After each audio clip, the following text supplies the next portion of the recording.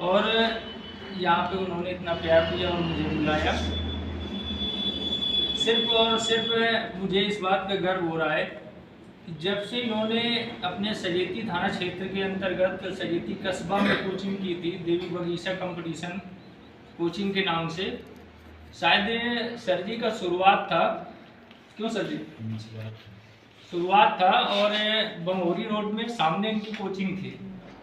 वहाँ पे हमने तैयारी की, लेकिन किस्मत मानो या हमारी कमियां समझो, हो सकता है कि हमारी, मैं तो खास कर ये मानता हूँ कि कहीं ना कहीं हमारी कमियां हैं जो हम सक्सेस नहीं हुए, किसी जॉब में सेलेक्ट नहीं हुए।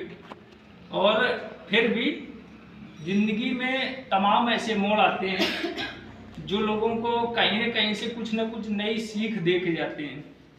और मैं आपका एक भाई होने के नाते आप लोगों से सिर्फ यही सलाह दूंगा कि जब तक पढ़िए, जी जान से पढ़िए, और ठीक अपना एक जगह टारगेट रखिए कि हमें कुछ करके दिखाना है। और देखो, सबसे खास बात तो ये है, पढ़ाई कभी भी व्यर्थ नहीं जाती। भले ही हम सरकारी जॉब नहीं ले सके, नहीं सरकारी नौकरी मिली हमें, लेकिन आज हम पत्रकार बन के आप लोगों के बीच में सेवा कर रहे हैं।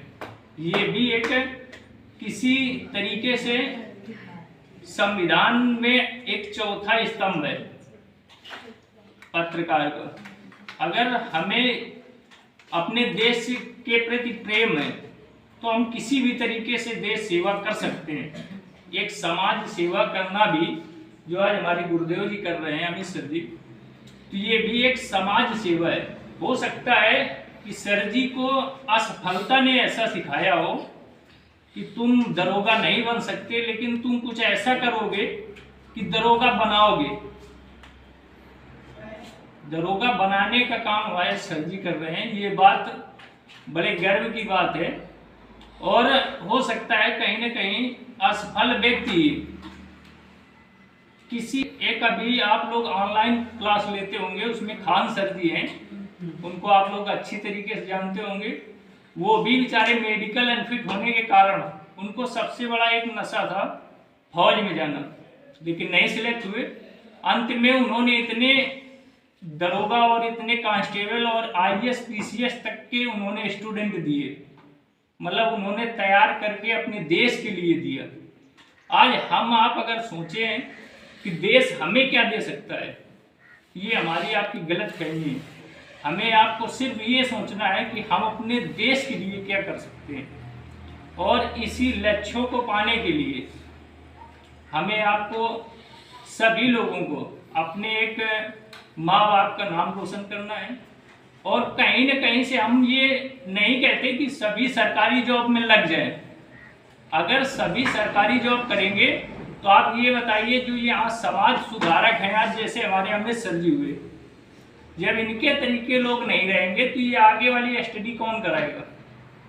कुछ असफल व्यक्ति इस तरीके के सफल व्यक्तियों को बनाने का विशेष काम करते हैं।